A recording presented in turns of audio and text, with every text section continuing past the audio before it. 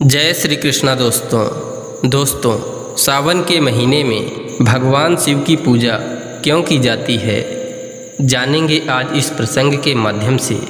तो वीडियो में अंत तक बने रहिएगा और सावन के इस महीने में भगवान शिव की महिमा का आनंद प्राप्त करिएगा।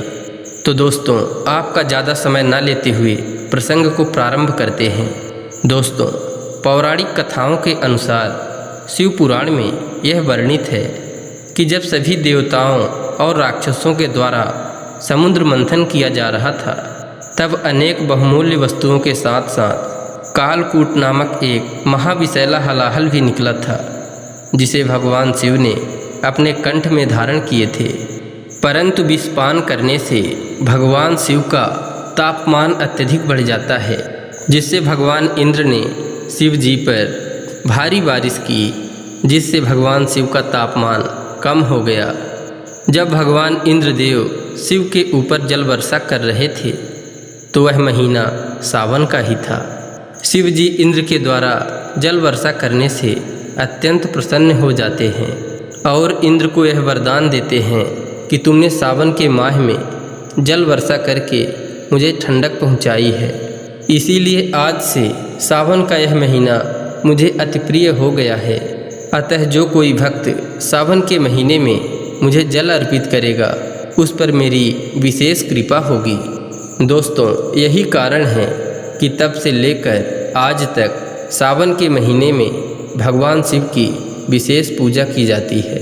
दूसरी मान्यता यह है कि वैशाख और ज्येष्ठ में अत्यधिक तापमान होने के कारण धरती का तापमान अत्यधिक बढ़ जाता है, जिस कारण से धरती पर रहने वाले जीव जंतु परेशान होने लगते हैं, जिससे सावन के महीने में इंद्रदेव ज़्यादा वर्षा करते हैं ताकि सभी जीव जंतु प्रसन्न रह सकें। ऐसा भी माना जाता है कि सावन के महीने में भगवान शिव माता पार्वती के साथ धरती पर भ्रमण करने आते हैं।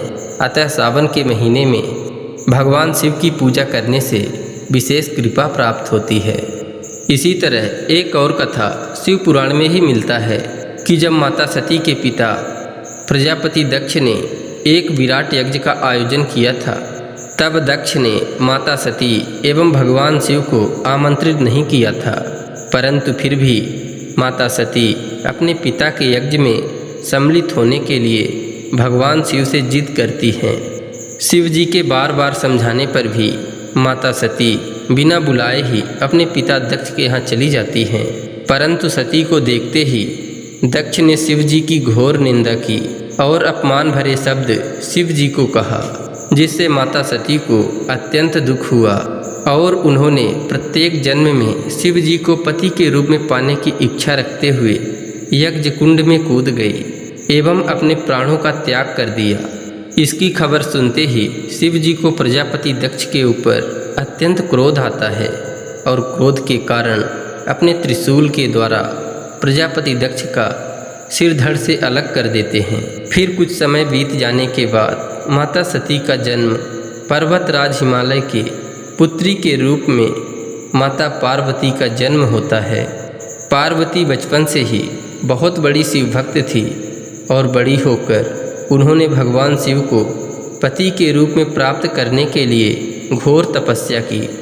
कई वर्षों तक घोर तपस्या करने के बाद भगवान शिव सावन के ही महीने में पार्वती पर प्रसन्न हुए और पार्वती को दर्शन देते हुए उन्होंने वर मांगने को कहा। तब पार्वती ने कहा, हे प्रभु, मैंने आपको पति के रूप में पाने के लिए तपस्या की है। अगर आप हमारी तपस्या से प्रसन्न होकर वरदान देना चाहते हैं तो मुझे वर दीजिए कि मैं जन्म जन्मांतर तक आपको पति के रूप में प्राप्त करके आपकी सेवा करती रहूं। भगवान शिव पार्वती के इस तरह वर मांगने पर अति प्रसन्न होते हैं और माता पार्वती को पत्नी के रूप में स्वीकार करते हैं।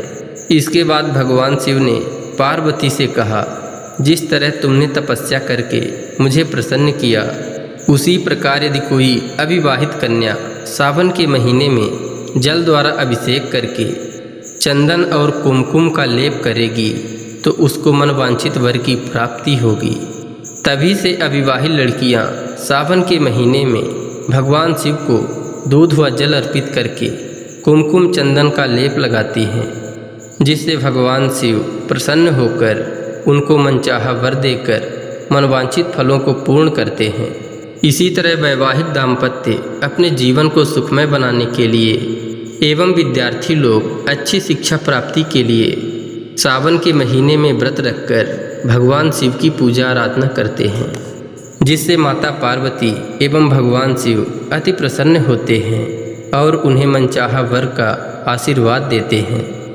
तो दोस्तों, आशा करते हैं इस प्रसंग के माध्यम से आपको बहुत कुछ जानने को मिला होगा।